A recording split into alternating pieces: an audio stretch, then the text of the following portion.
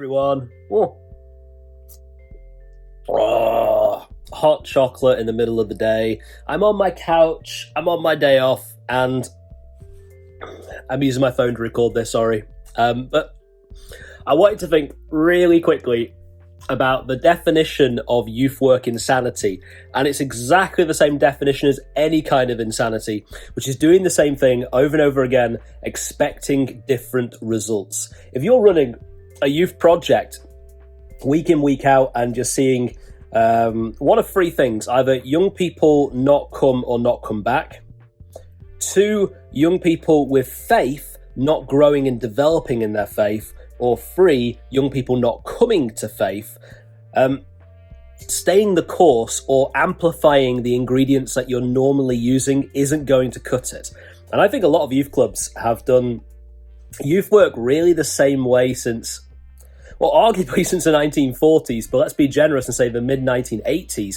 We do what we would have found cool when we were their age, and then we put modern spins on it. But I'm not talking about doing greater contextualized youth work. I'm not talking about better technology. I'm not talking about updating your talk metaphors or your sound system.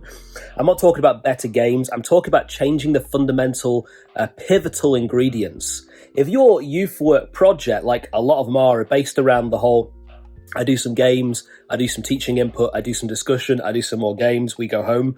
And most UK-based Christian youth projects are some variety of that. Whoop. Hi, Luna! My cat's just come in, it's chucking it down. I now have a very wet kitchen. Hey, girl! Okay.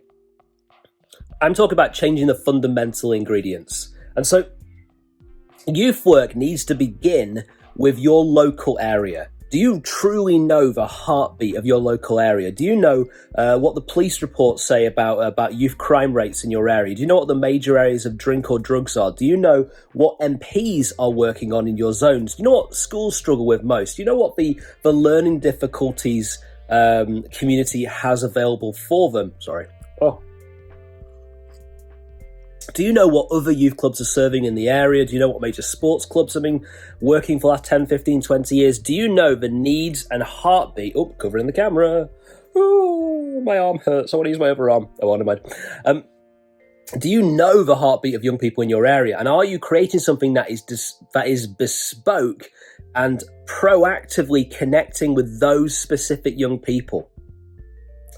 I think if youth workers really knew their area in the same way a social worker did, or an LEA officer, or most secular youth workers, frankly, then we would do youth work in much more unique ways, depending on what your geography and socioeconomic needs were. And you wouldn't go into 5 youth clubs in 5 different parts of the UK and go, oh, these are kind of the same. We need to have a youth work that not reacts, but responds directly to the young people in our area. And then alongside that is we need to find ways of making it more integrated with the wider community of faith, with the wider church, with other youth clubs that are doing Christian-based ministry. How do we connect more with the wider body of faith?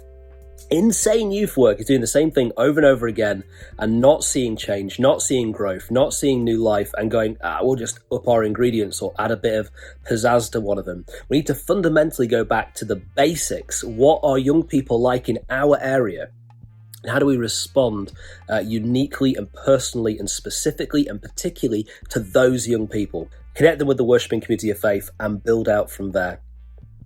And my worry is, if I visit your youth group and it looks just like a youth group I visited 500 miles away 3 years ago, then maybe it's not quite the right thing for your area.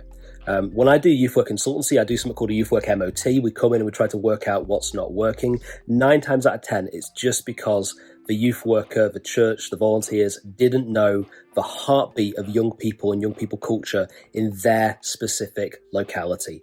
Not just Gen Z theory and not just the young people they know from church.